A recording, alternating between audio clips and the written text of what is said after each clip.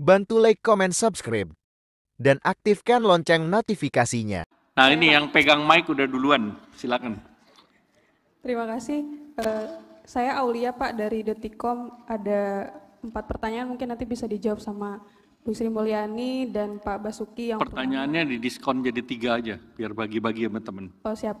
Ya. Yang pertama soal kenaikan gaji PNS Pak, kan tadi udah diumumin, itu anggarannya berapa, dan setelah kenaikan ini wanti-wantinya gimana ya Pak untuk PSN dan pensiunannya. Kemudian setelah kenaikan gaji PNS ini, kalau yang PNS yang akan pindah ke IKN itu akan dapat insentif tambahan nggak Pak, Ibu?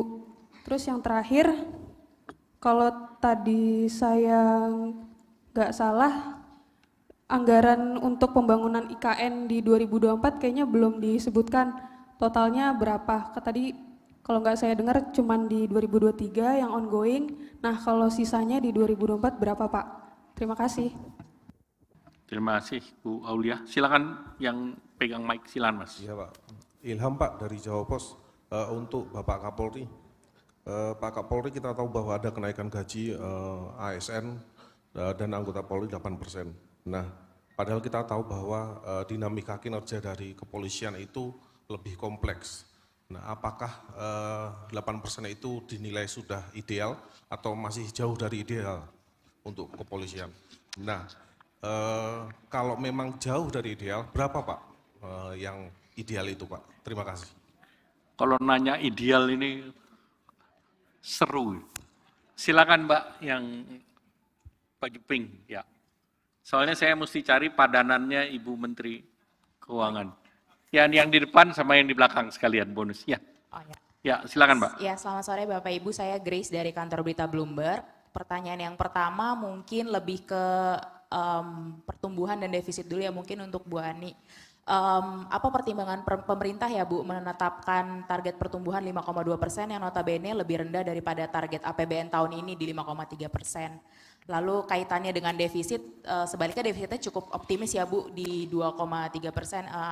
Itu juga pertimbangannya apa, dan apakah itu cukup untuk ruang belanja kita tahun depan Bu yang membutuhkan banyak support juga untuk pertumbuhan ekonomi.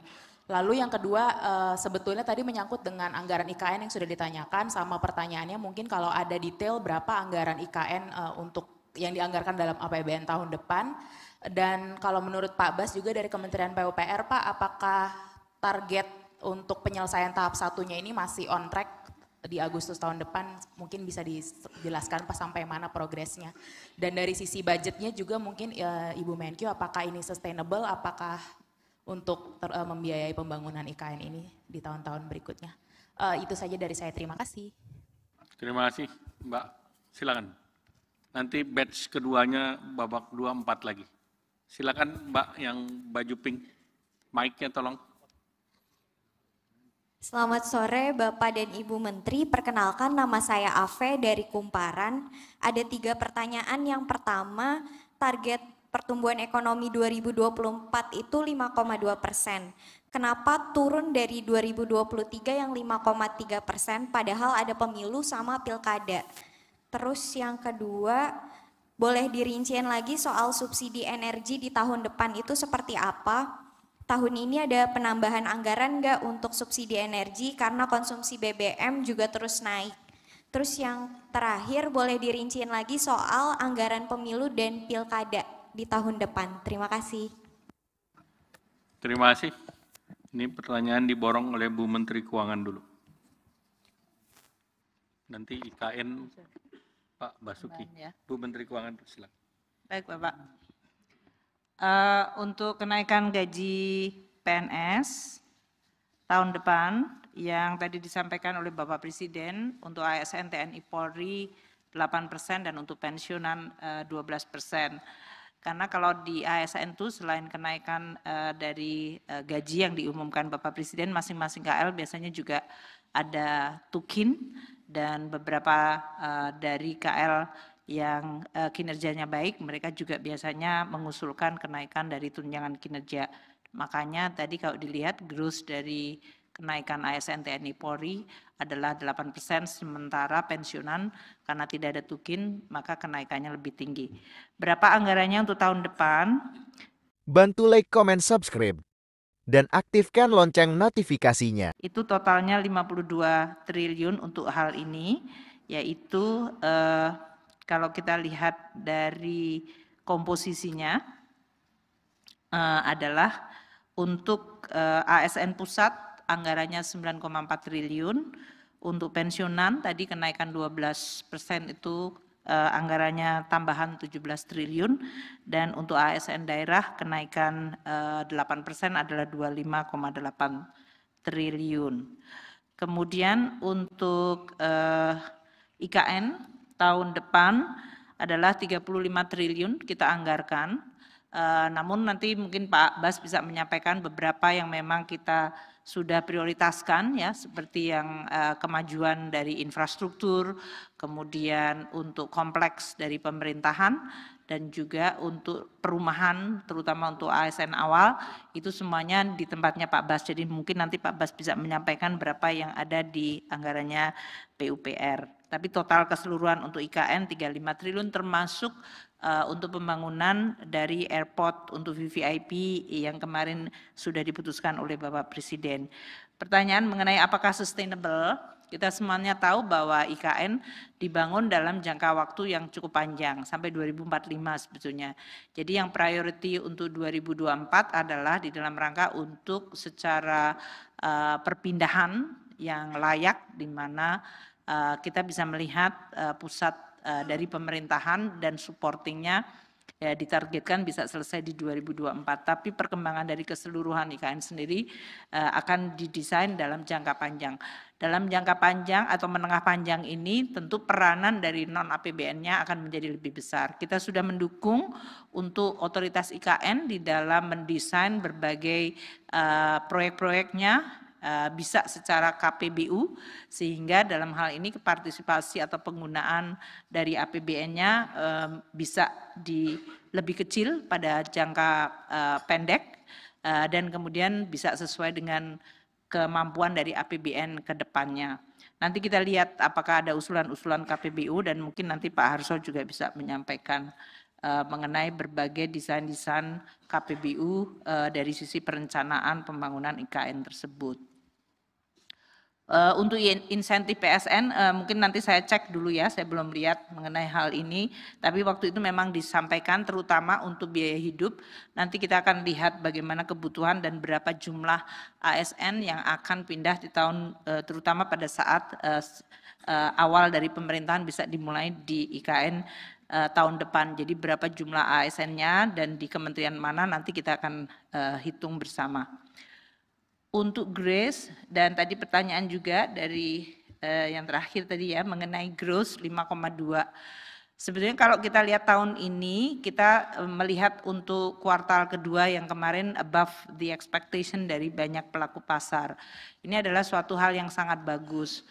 Kita melihat bahwa kondisi dunia dengan adanya kenaikan suku bunga yang sangat drastis ya, tadi higher dan faster dan bahkan nanti longer, ini baru memberikan pengaruh terhadap kinerja pertumbuhan negara-negara tersebut, yaitu Amerika, Eropa, dalam jangka 1 sampai 1,5 tahun ke depan, jadi 12 hingga 18 bulan ke depan. Oleh karena itu kita mengantisipasi dari sisi itu. Kedua, geopolitik dan langkah-langkah yang dilakukan oleh Amerika terhadap RRT dan hubungan dalam hal ini yang cukup rumit.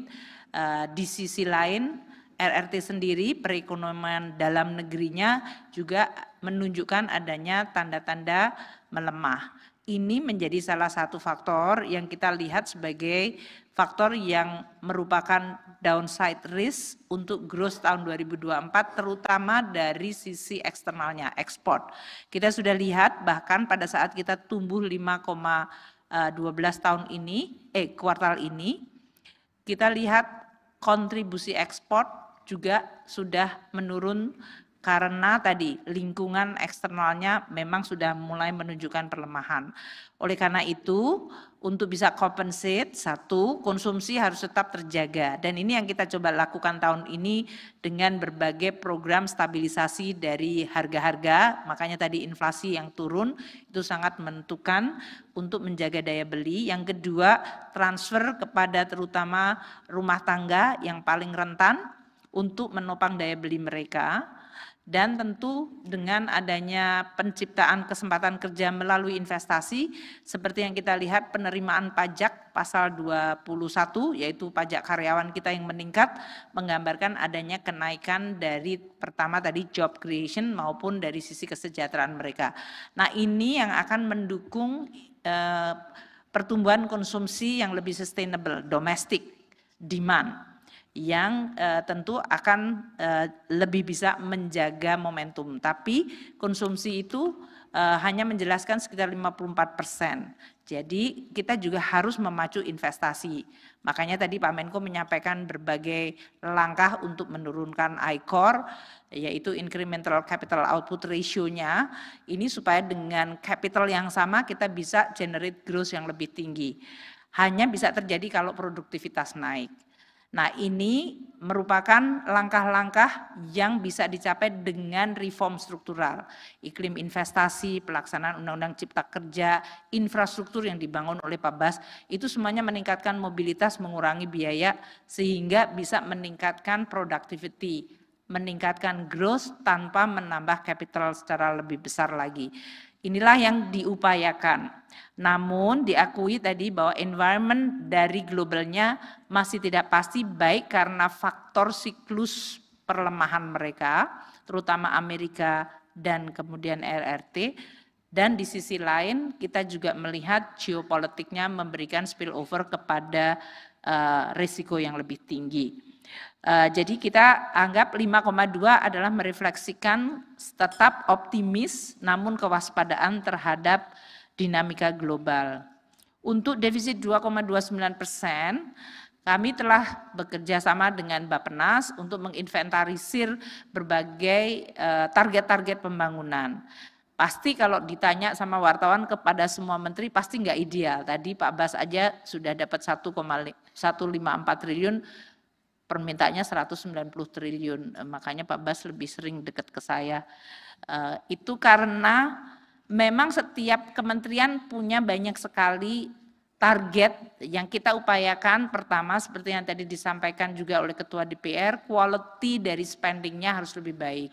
Sehingga dengan setiap rupiah yang sama kita bisa memberikan dampak lebih banyak pada ekonomi maupun masyarakat.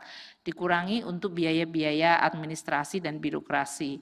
Yang kedua, untuk target-target yang memang masuk dalam proyek strategis nasional, kita tetap dukung, dan kecepatan biasanya kita lihat dari sisi permintaan anggaran versus kecepatan penyerapan dan kualitas penyerapan itu menjadi faktor untuk kita tetap hati-hati.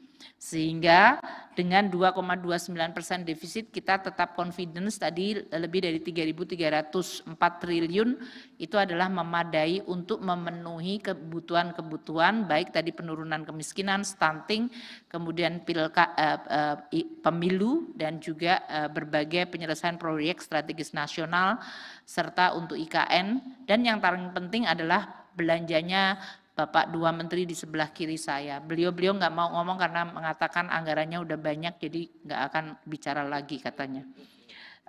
Mungkin itu tadi ya, jadi defisit 2,29 adalah melambangkan di satu sisi tetap suportif terhadap perekonomian, namun kita hati-hati terhadap tren tadi dengan inflasi global yang masih relatif tinggi, suku bunga yang higher for longer, dan juga volatilitas dari global environment kita yang harus kita jaga untuk tidak merembes atau mempengaruhi ke ekonomi dalam negeri.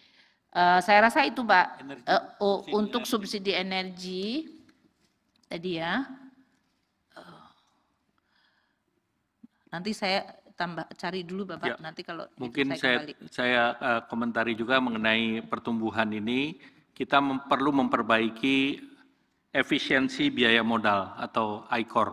ICOR kita sekarang sekitar 7,6%.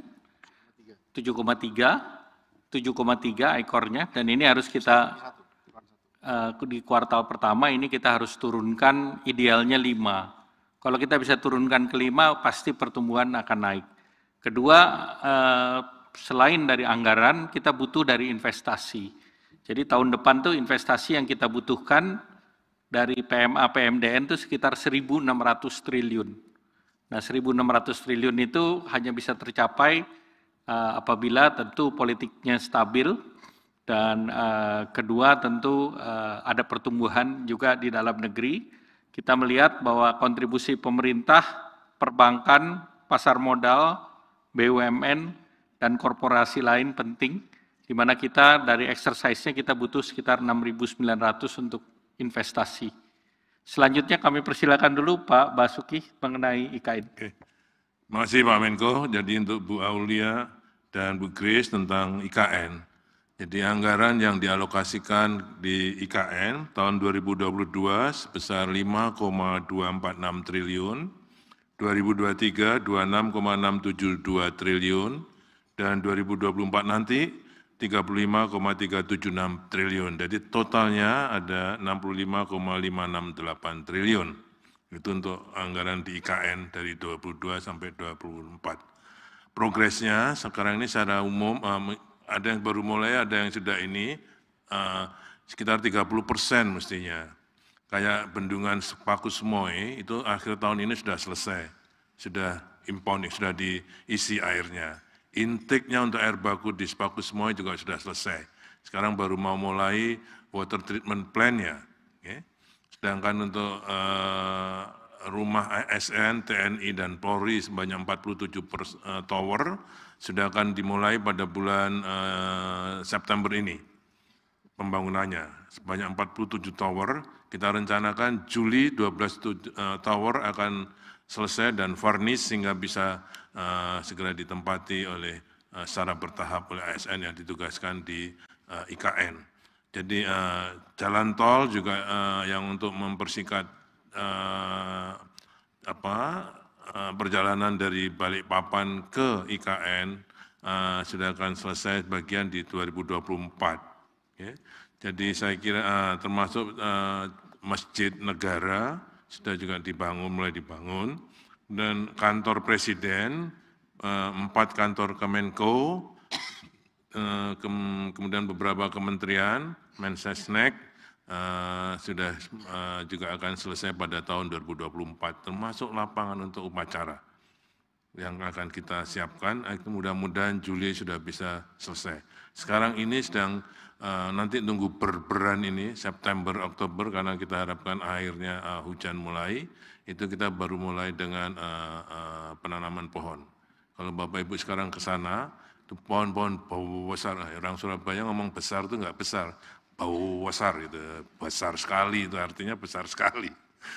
Jadi pohon-pohon yang besar kita sudah kirim ke sana baik dari Bogor, dari Kediri, dari Surabaya, dari setempat itu juga kita sudah alokasikan di sana untuk dapat mulai di penanaman pohonnya di sana. Jadi kalau targetnya sesuai target, insya Allah nanti akan pada tahun 2024, nanti kalau mau melihat perubahannya akhir tahun pasti sudah akan berubah. Ya, nanti kita pasti akan diajak. Saya tadi diprotes oleh Bu Menteri Keuangan kok nggak pernah diajak ke lapangan gitu. Soalnya kalau ke lapangan pakai baju pink kan jadi nggak enak juga.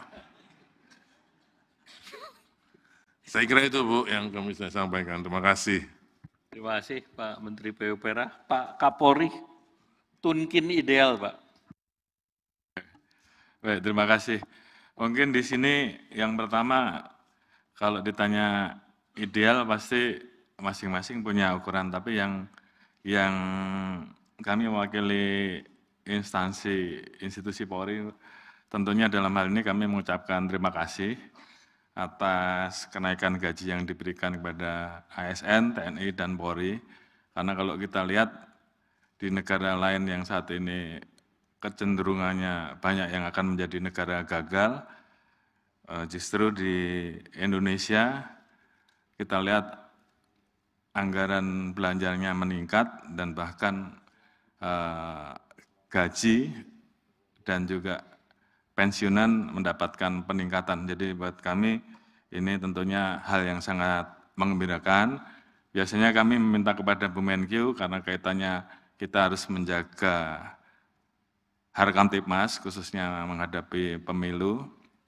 Tentunya terkait dengan dukungan-dukungan untuk menjaga Harkamtipmas, kegiatan dukungan anggaran operasional yang mungkin kadangkala di tengah jalan atau dalam situasi-situasi tertentu kita akan mengalami kesulitan. Mungkin dalam kesempatan ini ya kami biasanya akan mengajukan ke Bu Menkyu untuk meminta tambahan. Buat kami itu sudah sangat baik. Tapi terima kasih atas kenaikan gaji yang diberikan pada kami. Terima kasih. Terima kasih Bapak Kapolri. Ibu Menteri Keuangan silakan. Baik, terima kasih Bapak. Tadi untuk koreksi sedikit, belanja untuk IKN tahun depan akan mencapai 40 triliun, karena 40,6 triliun, jadi yang 35, 40,6 termasuk yang tadi PUPR, Pak Menteri PUPR sendiri 35. Jadi nanti kalau saya diajak ke sana, saya janji nggak pakai baju pink. Untuk subsidi energi tadi disampaikan bahwa tahun ini kita akan menganggarkan tahun depan 329,9 triliun untuk subsidi energi, terutama untuk solar, LPG dan subsidi listrik ya dalam hal ini. Untuk LPG jumlah volumenya 8,03 juta metrik ton. Kemudian listrik terutama untuk 450 VA dan 900 VA yang masuk dalam DTKS, sedangkan untuk solar subsidi tetapnya 1.000. Kalau kita lihat pada tahun 2023 ini, anggaran alokasi subsidinya cukup besar, namun mungkin outlook-nya sampai akhir tahun tidak akan sebesar yang kita anggarkan, karena tadi harga minyak lebih rendah. Meskipun kursnya sekarang rupiah terhadap dolar lebih tinggi dalam artian mendekati 15.000 kan, atau bahkan sudah di atas 15.000. Nah ini yang menyebabkan kemudian alokasi anggaran untuk subsidi tahun 2023 kita perkirakan akan mencapai 185 plus kompensasi 114. Kalau kita lihat di dalam RAPBN 2024, kami menggunakan hampir sama angkanya dengan kemungkinan outlook 2023. Ini karena tadi harga minyak kan diasumsikan di 80 yang mirip dengan angka yang realisasi tahun ini. Sedangkan kursnya tadi asumsinya di dalam asumsi dasar ekonomi makronya 15.000. Jadi makanya dengan volume yang kita harapkan tentu dari Pertamina untuk lebih targeted dan PLN untuk tetap bisa juga mengendalikan, kita perkirakan untuk total subsidi energinya adalah 329,9 triliun. Mungkin itu Bapak dari tambahan saya.